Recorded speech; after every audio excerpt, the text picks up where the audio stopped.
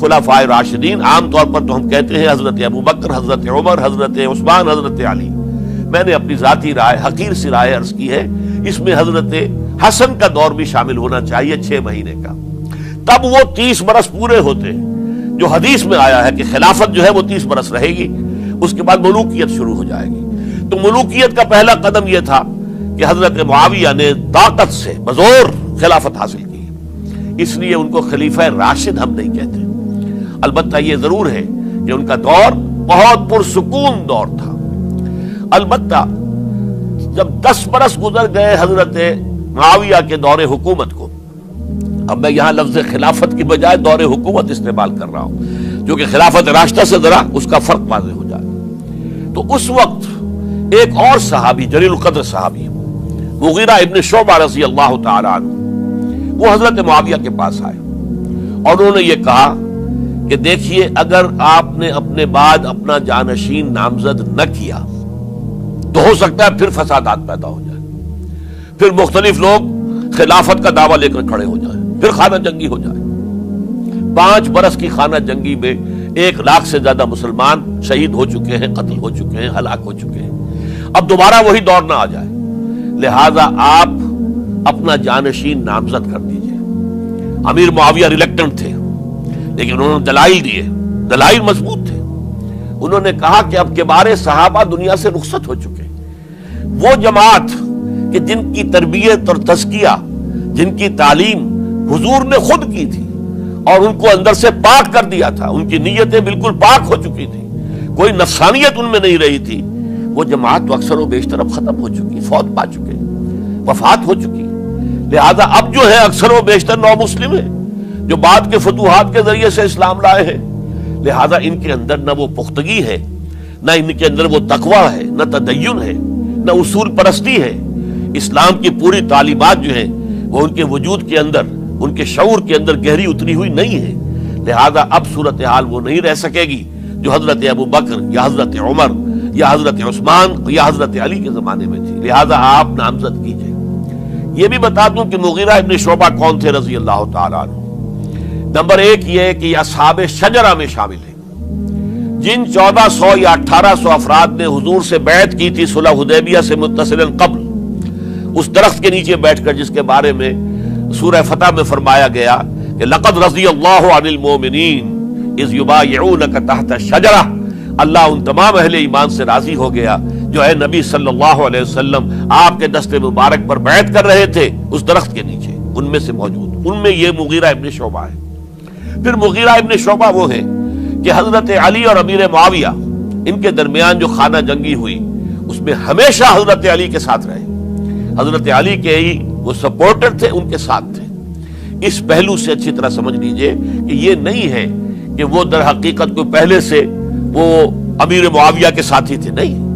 لیکن اب جو صورتحال وہ دیکھ رہے تھے، جہاں دیدہ انسان تھے، بہت بڑے سیاستدان تھے، جانتے تھے حالات کو، حالات کے نبض پر ان کا ہاتھ تھا. لہذا انہوں نے یہ مشورہ دیا اور پھر امیر معاویہ نے اس مشورے کو قبول کر لیا اور یزید کی ولی عہدی کا اعلان کر دیا. یہ بالکل مڈل ہے حضرت امیر معاویہ کے دور خلافت کا درمیان. یہ 10 سال جب ہو گئے تھے حضرت امیر معاویہ کی خلافت کو یا حکومت کو، تب یہ معاملہ پیش آیا اور یزید کے ہاتھ پر یہ بیعت ولی عہدی تمام جو بھی مختلف گورنرز تھے ان کے ذریعے سے کہہ دیا گیا اپنے اپنے علاقے کے لوگوں سے بیعت لے لو. یہ بیعت عام طور پر لوگوں نے کر لی. البتہ 5 شخصیتیں جو بہت نمایاں تھیں انہوں نے اس بیعت سے انکار کیا. ان میں کون تھے ذرا نوٹ کیجئے. حضرت ابو بکر فوت ہو چکے، ان کے بیٹے عبد الرحمن ابن ابی بکر. حضرت عمر فوت ہو چکے، ان کے بیٹے عبداللہ ابن عمر. حضرت زبیر فوت ہو چکے، ان کے بیٹے عبداللہ ابن زبیر. حضرت عباس فوت ہو چکے، ان کے بیٹے عبداللہ ابن عباس. حضرت علی شہید ہو چکے، ان کے بیٹے حسین ابن علی رضی اللہ تعالی عنہم اجمعین. یہ 5 جو امت کے بہت بڑے 5 افراد کے گویا کے وہ چشم و چراغ تھے ان گھرانوں کے، انہوں نے انکار کیا. اور ان میں خاص طور پر عبد الرحمن ابن ابی بکر نے یہ جملہ کہا کہ تم چاہتے ہو کہ قیصر و کسریٰ کی سنت پر عمل کرو کہ باپ کے بعد بیٹا حاکم بن جائے. یعنی ایک قدم تو خلافت کا نظام پہلے ہی نیچے اتر چکا. مشاورت سے تو حضرت امیر معاویہ کا بھی جو نسب ہوا ہے وہ مشاورت سے نہیں ہوا.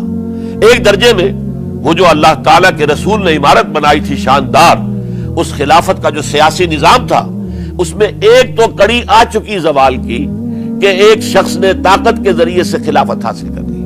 اب اس کی اگلی کڑی لانا چاہتے ہو کہ کیسر و کسرا کے طریقے سے خاندان کے اندر، ایک قبیلے کے اندر یہ خلافت جو ہے یا حکومت جو ہے نسل بعد نسل، باپ کے بعد بیٹا اور بیٹے کے بعد پوتا، اس کو ہم کبھی گوارا نہیں کریں گے. حضرت امیر معاویہ بہت دانشمند انسان تھے. انہوں نے ان پانچوں حضرات پر کوئی تشدد نہیں کیا، کوئی جبر نہیں کیا، بلکہ رہنے دیا. ٹھیک ہے، یہ بیعت نہیں کر رہے، ابھی تو بیعت ولی عہدی ہے، کوئی حرج نہیں.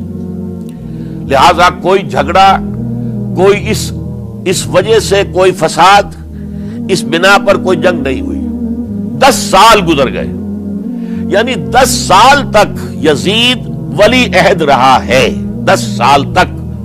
اور اس سوائے ان 5 بڑی شخصیتوں کے جو پوری امت تھی، عوام الناس تھے، ان سب نے اسے قبول کیا. یہ صورتحال اب جب پیدا ہوئی جب حضرت امیر معاویہ کا انتقال ہو گیا، یہ سن 60 ہجری ہے. اب سوال پیدا ہوا کہ وہ ولی عہدی کی بیعت اب بیعت خلافت میں منتقل ہو جائے گی. لہذا پھر یہ ہوا کہ سب لوگوں سے، سب گورنروں کو لکھ دیا گیا تمام صوبوں کے اندر کہ اپنے اپنے لوگوں سے بیعت لے لو. ظاہر بات ہے کہ وہاں کوئی ریفرنڈم نہیں ہوتا تھا، کوئی ووٹ نہیں ہوتے تھے کہ اس کی پرچیاں ڈالی جا رہی ہوں، ایک ایک شخص سے رائے لینا نہیں ہوتی تھی، بلکہ اس وقت کی جمہوریت یہ تھی اور شورائیت یہ تھی کہ ڈفرنٹ کلینز ہیں، ڈفرنٹ فیملیز ہیں، ڈفرنٹ ٹرائبز ہیں، ان کے سردار، ان کے بڑے لوگ، ان کے اہم لوگ بیعت کر لیں تو گویا کہ سب کی بیعت ہو گئی. وہ ایک قبائلی نظام تھا اور اس میں یہ نہیں تھا نظام کے ووٹ بنے ہوئے ہوں اور اس کی پرچیاں ڈالی جا رہی ہوں. تو تمام عالم اسلام نے گویا کہ بیعت قبول کر لی اب یزید کی بحیثیت خلیفہ. اب وہ جو 5 آدمی تھے ان میں سے ایک فوت ہو چکے تھے، حضرت عبد الرحمن ابن ابی بکر رضی اللہ تعالی عنہما، دونوں فوت ہو گئے، لیکن باقی 4 رہ گئے. ان 4 کو نوٹ کیجئے، اور یہ بڑا سینسٹیو ایشو ہے جس پر میں اب گفتگو کر رہا ہوں. ان 4 میں کون ہے؟